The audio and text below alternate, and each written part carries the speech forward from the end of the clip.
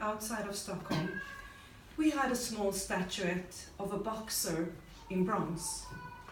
The statuette was given to my father, Günther Lewinsky, when he became the Jewish champion in boxing in Germany, only 14 years of age.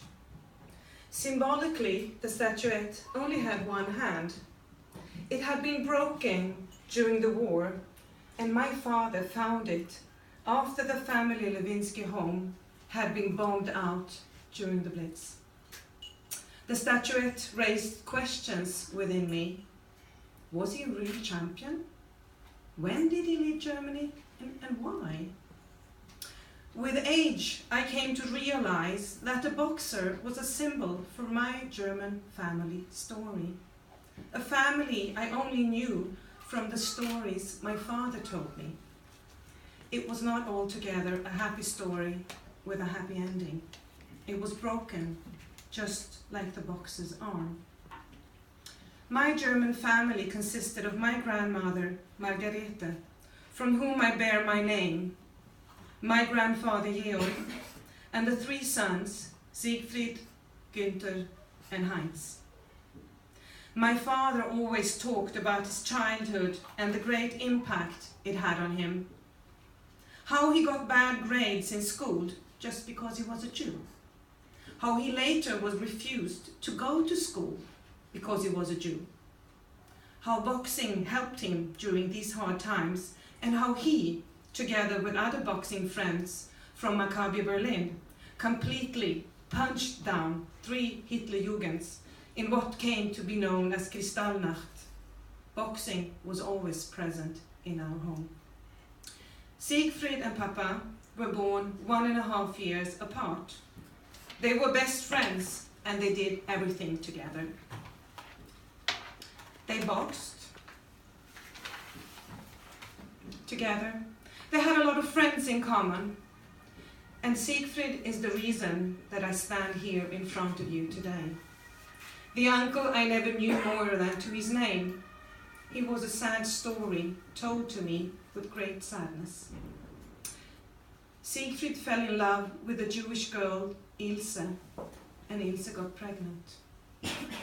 As the Nazis wanted to erase all Jews from earth, and then to marry the Jewish ways was dangerous during the 1940s. My grandmother begged Siegfried not to marry, but Ilse and Siegfried were stubborn. The day after the Jewish wedding was registered, SS came to get them both, and they were both sent off to Theresienstadt. For about a year's time, postcards were sent to Berlin from Theresienstadt. Postcards that now are today at the museum in Stockholm. Via the postcards, the family learned about the birth of Beryl, my cousin. But suddenly there were no more news, no more postcards, and the family feared the worst.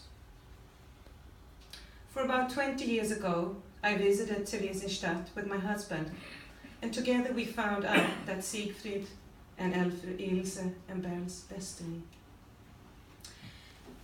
Ilse was deported on a train to Auschwitz and was never to be heard of again.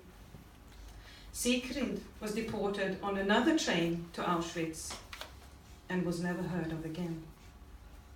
Beryl was deported, only 1.5 years of age, on yet another train to Auschwitz. A small baby boy was taken away from the only security he had in life, his parents.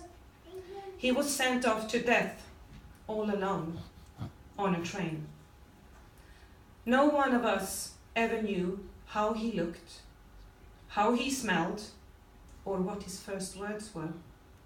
There is no grave, no place to visit Siegfried, Ilse, and Beryl to commemorate them until today.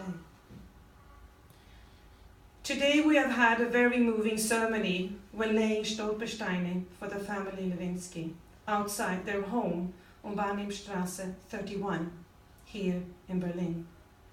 Today I've had, with the help of Günther Demning, giving them an eternal remembrance place. Thank you, Günther. It means a lot to me, and I know my father would have been so proud.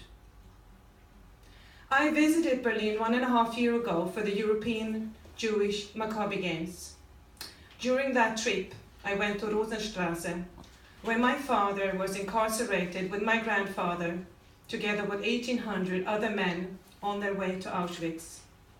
My grandmother was one of the strong women that stood outside Rosenstrasse in March 1943 and fought to get her family out.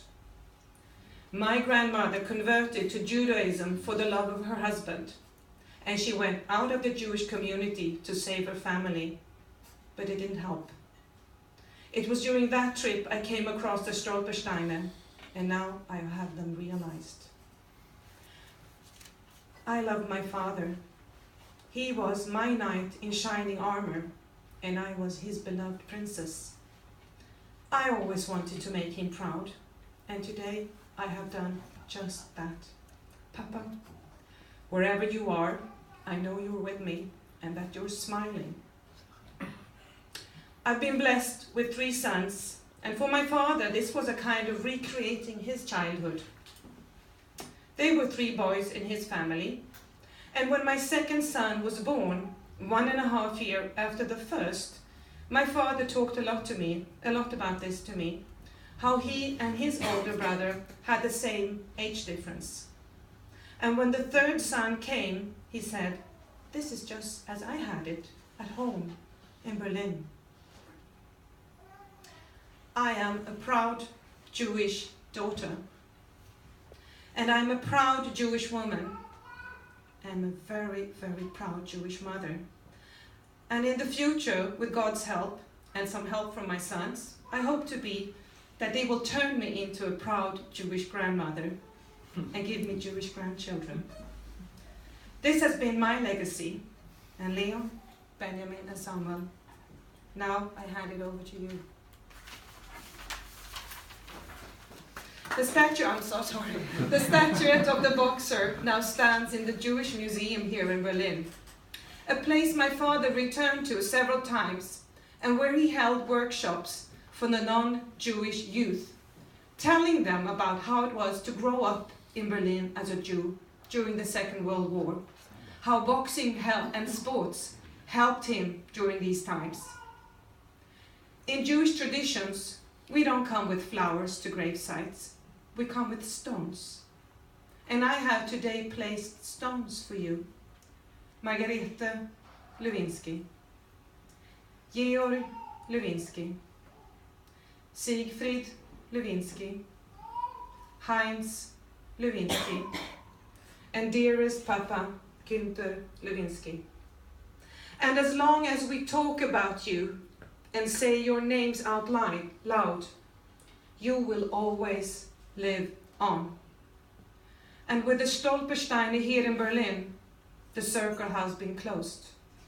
Papa, you now have your eternal resting place in Stockholm, besides Mama. But you will forever, ever also have your place here in Berlin.